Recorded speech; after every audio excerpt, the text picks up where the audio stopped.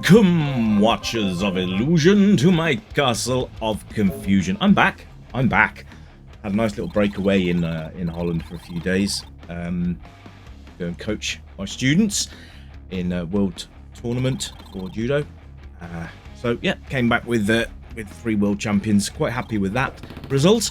But try to get motivated again to bash out some reviews. But I found an absolute gem. I hope. It looks very arcadey, so we're going to get stuck in. This is called Cyborg Force. Cyborg Force, yes. And I love the fact that already we've got like this arcade kind of presentation on on what button does what. So this is on the Neo-Geo, hence the A, B, C, D buttons. But we'll work it out as we go along anyway. So we're going to get stuck right into the game. So we have a human penis there, apparently. So here's all the cyborgs that you can choose from, which is quite cool. It's quite nice to have a selection of characters. I don't know if they've got any strengths or weaknesses, or whether it's just purely cosmetic. But we'll go with this weird-looking fella. All right, let's get stuck in. So skip that. Yes, we can. All right, so let's crack on. Oh, this is nice. I like this already. Run and gun, basically. So I'm gonna probably we'll work it out as we go along. Usual criteria: graphics, sound, controls, playability, replay value, all of that jazz. Here we are. Let's have a look at the UI first, because there's some bits to look at. In the top left-hand corner, you've got your lives. You've got your life force as well. I think it's represented by the green bars, I believe. What weapons you've got currently. So at the moment we've only got the SMG, and then we've got the timer next to that. So yes, it is a timer game, folks. You've only got a certain amount of time to finish the levels. Reminds me a bit of Midnight Resistance, kind of, in a weird kind of way. Yeah, I've just lost 2 bars. Oh yes, just to I should have warned you. That there is language in this game that is not suitable for younger players. More specifically, when your character dies. Just going to throw that out there. That if you're going to be playing this game around minors, probably not the best idea. Let them put their headphones on so they can't hear it. But other than that, it's a pretty straightforward run and gun. But it's you know, there is guts and gore you can see from the gameplay already that we're running through. Lots of enemy types too. I really like this so far. Nice and smooth scrolling. Absolutely nailed it on the old arcade front. It does feel like an arcade game. You even have to put coins in on the intro screen. Cool. I like. Oh, dead again. So yeah, I think that's going to happen quite a bit. Here we go. Beat up these guys. These Incredible Hulks from Wish. We'll carry on though. We'll crack on. We'll persevere because I'm enjoying this. This is great. This is literally like an old school run and gun arcade, and I love it. Absolutely love it. Very pretty as well. The animations and the character designs all very nice, and so far it's an absolute joy to play. It's very smooth. Scrolling is really smooth. So you can hold down your fire button and it will just literally auto fire for you, which is quite nice. You don't have to keep hammering your button. Good. Always be aware of your surroundings and the creatures that are on the floor. Because if you don't get rid of them, they will take your life force away from you. There you go. So lots of buggy-like creatures. It's a bit like Helldivers, isn't it? But it's fun. It's a lot of fun. It's bloody hard, but it's a lot of fun. You can see at the bottom left we've got credits, how many credits we've got left to play with, and I think you can put more in anyway, just by, if you're on PC, just press button 5 on your keyboard and that should replenish your credits. If you're playing it on Neo-Geo itself, I believe there is a button on the pad that will do that for you. But yes, I'm playing this on a SNES pad because it's the closest I could find to a Neo-Geo pad, and I need to do more Neo-Geo games because they are actually very good and a lot of fun. So this is just proof of the pudding, really. It's we've got an upgraded weapon now. Let's see if we can absolutely mash these. But I'm going to include the developer site because this is not a freebie, unfortunately, but it's well worth the money. This was released on, they've done a version for the PSP, the Dreamcast, the Neo-Geo, and I think there's another, but I can't remember what it is off the top of my head. But that's a pretty good deal.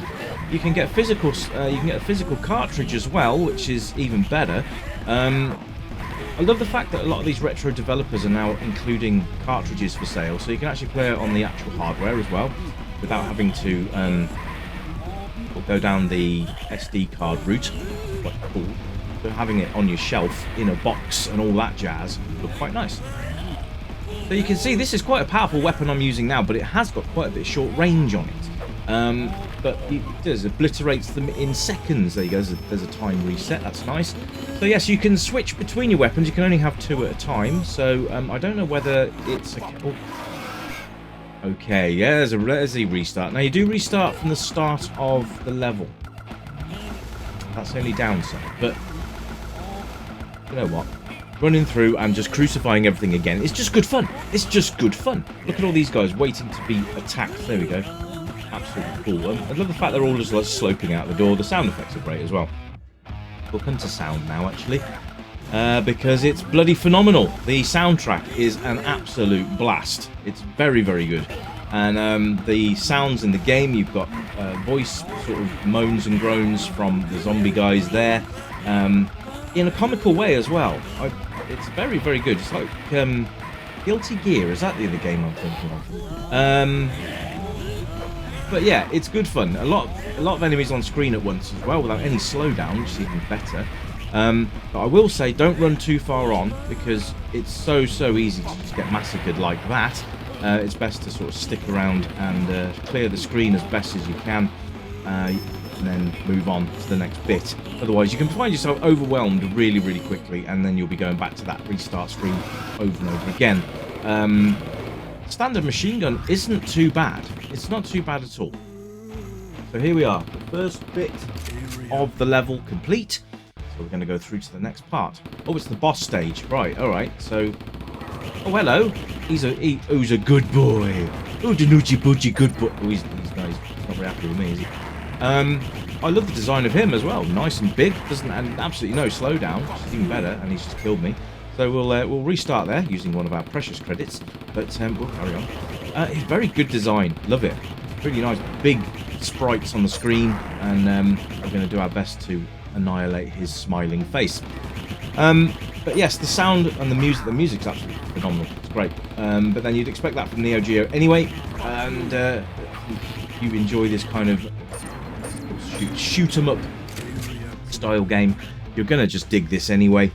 It's an absolutely brilliant game, and it's a lot of fun, and so that really pushes us forward onto playability. Really, it's just a phenomenal game. It's brilliant, absolutely brilliant, and you'll find yourself wanting to come back and play this, and playing it for a long time.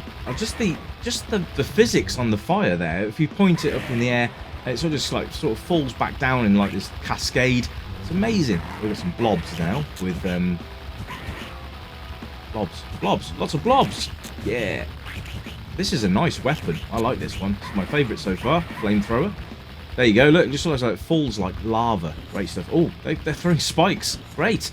Yeah, we don't want to... Ow. Right. Now, you'll notice that when you do die, that you do lose the current weapon that you are using, which is a bit of a poo, because you go straight back to your SMG, and it's not always the best weapon. There we go. We'll restart. We'll get the flamethrower again.